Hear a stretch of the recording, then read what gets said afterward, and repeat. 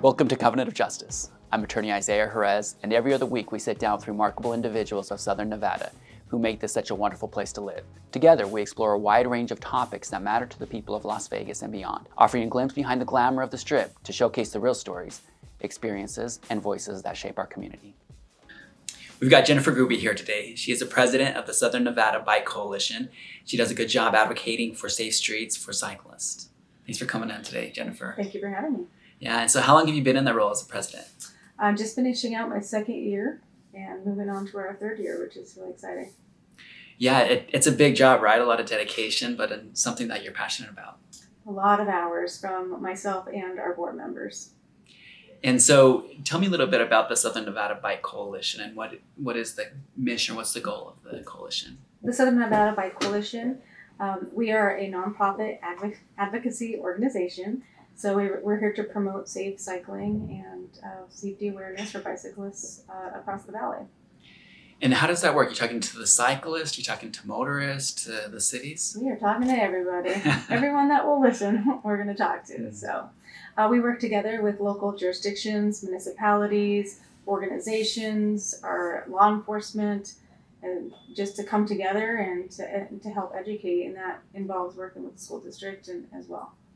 Yeah, a lot of the municipalities and law enforcement agencies have really been focusing on e-bikes, especially the kids, right? These kids are out there flying, 30, 50 miles per hour, not wearing a helmet, doing wheelies down the street. How have you been able to kind of be active in that role, trying to make sure to keep those kids that are safe on those bikes? Right now it's working with our government officials and being a part of having the cyclists be, the Bike Coalition be a part of that voice. And that includes knowing different ordinances that are out there because they're all different right now. They're trying to all come together to be uniformed. But for example, Clark County has an ordinance. Boulder City has a little bit of a stricter ordinance going in Boulder City. But a lot of people are looking at Clark County's ordinance for guidance. So the Las Vegas, City of Las Vegas has followed suit with the North Las Vegas as well.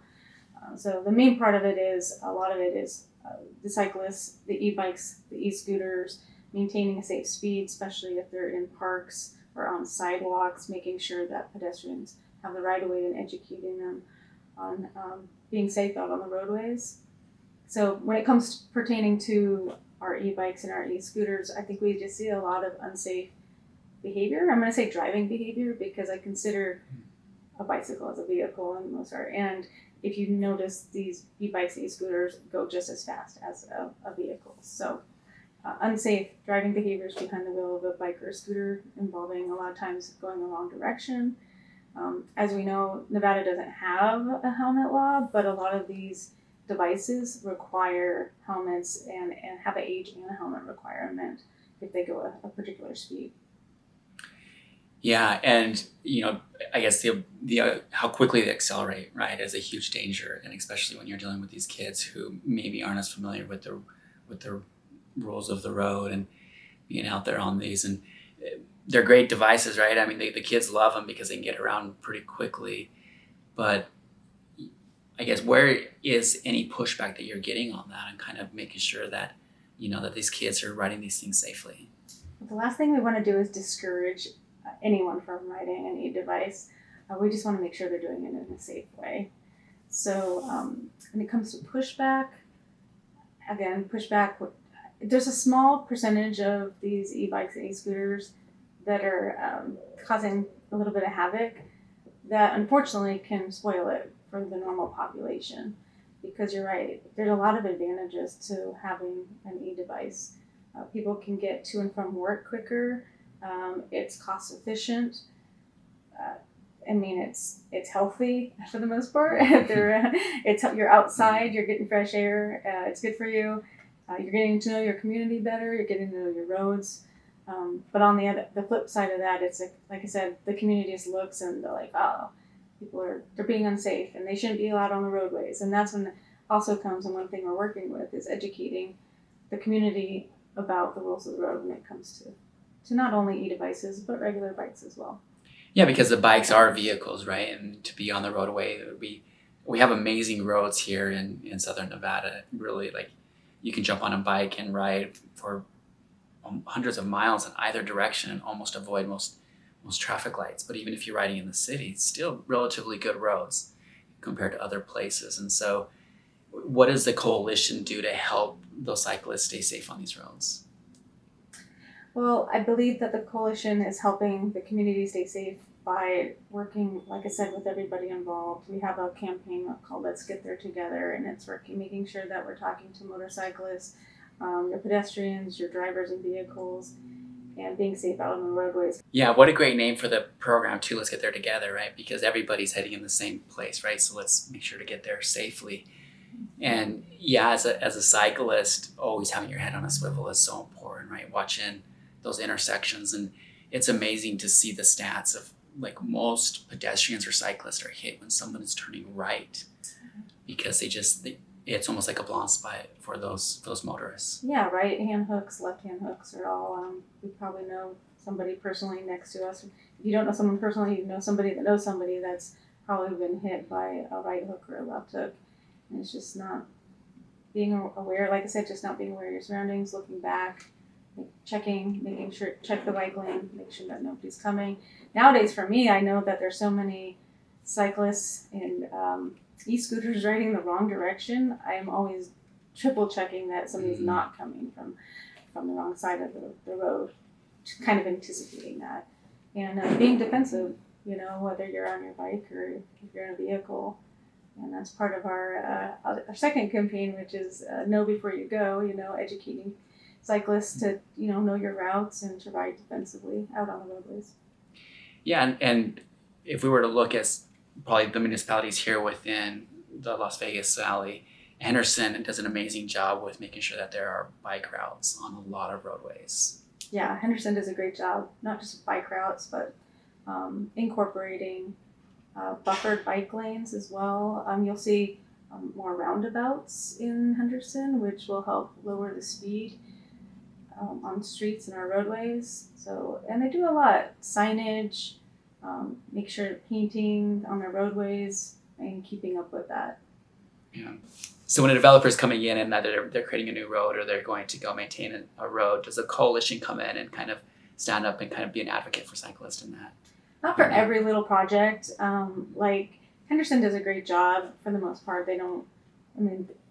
When a jurisdiction is looking for a little bit of guidance, they bring us in. So there's a bunch of different projects even going on right now from the west side of the valley with the Red Rock Legacy Trail project going on near Red Rock to St. Rose Parkway project. Let's see, we have the Reimagine Boulder Highway project.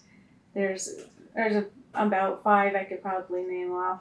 And then they just kind of, what they do is they ask us for our advice. They will show us their plans and if we want to give any feedback as well. And if something we feel is unsafe, then we'll continue to advocate for safer designs. And again, focus on the cyclists, right? To make sure that they're going to get there safely.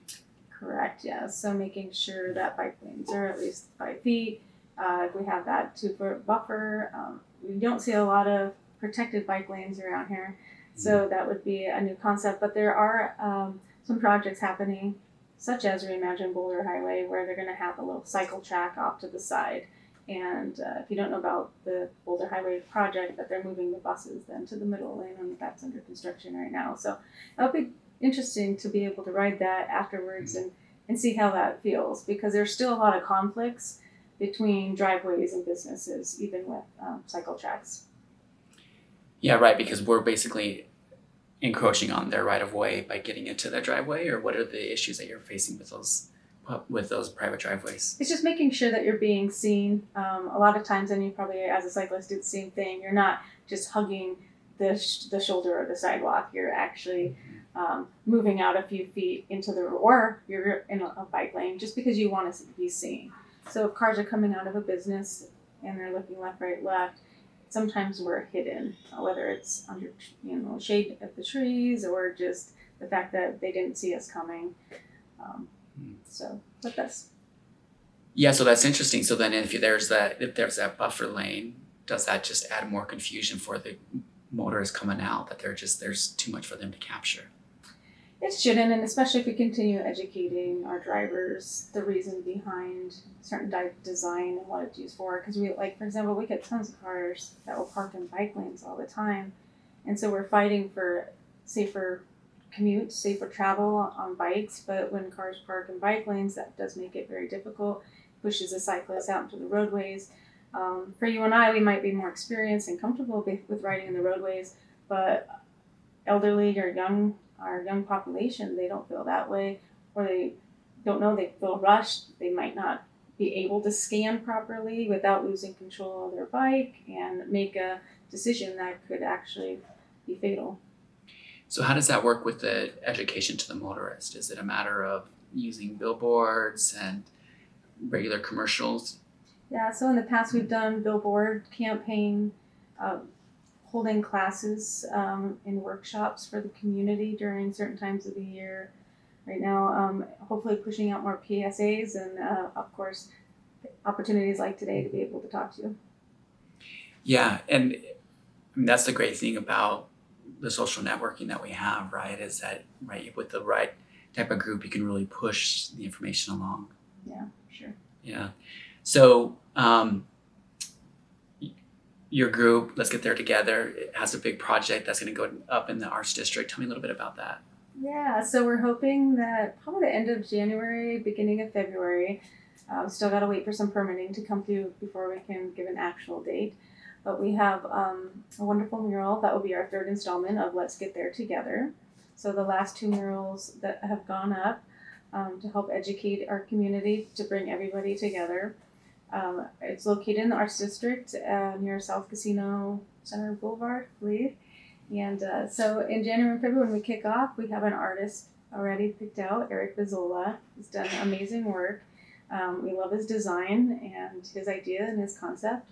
And we just got to make sure that we get it up on the wall. And then at that point, we're going to do a call out to the community and just ask for their support and guidance. We are looking for donations and sponsors for that project. It's a big project. There's a lot involved, from permitting fees to the paint and supplies to paying the artist for his time. So we just want to make sure it's so important. We're moving forward regardless, but we would really appreciate if anyone has anything to donate. It could be paint supplies, it could be a boom lift or a scissor lift or anything really that makes a difference if you just want to support. Yeah, and again, with the focus of putting the awareness out there, like everybody's on the same roadway. We're all trying to get home safely or get to where we're going safely. Yep, we're humanizing everything. So it doesn't matter. I love the art design because it's bringing together transit users, our vehicles, our pedestrians, our motorcyclists, our bicyclists, and intertwining everything together, and then ending up with this nice aerial shot into beautiful Las Vegas of just like, in the end, we're all there together. We're all working together as a community and a family. Yeah, and that Boulder Highway project seems to be kind of reflective of that, doesn't it? Like, they're really focused on the whole community, right, by creating that entire separate bus lane, and then like you're talking about the cycling buffer. Yeah, well, as you know, Boulder Highway probably has one of the leading fatality rates. It's a very dangerous roadway when it comes to our pedestrians. So by moving the bus lane to the middle, I'm just so curious to see about. I'm hoping it helps with our fatalities with pedestrians and vulnerable road users. You get pedestrians getting off the bus and they're trying to make it to the other bus, maybe heading the other direction or transferring, and so they have to cross Boulder Highway. And a lot of times we're creatures of habit, so whatever's the shortest route, so they'll just mid-block cross to get to the other side of the street, right where they're let off. So here they're able to get off and transfer at the same time in the same way, and then I believe they're positioning the stoplights to be at those same transfer stations, so they don't need to worry about, because they'll have a light right there to cross safely. Mm-hmm. Yeah. What a great idea for protection, to be able to help keep our roads safe. And I'm amazed at how many crashes we see here in Las Vegas, and it seems to me like it's just in part because some of the transient nature of our town. But what is the research that the coalition has done? Where are they pointing those those factors too. Well, we get a lot of people that move into our city and they don't know our laws, and then they're moving out. And people, like you said, it's very transient, so people are always moving around.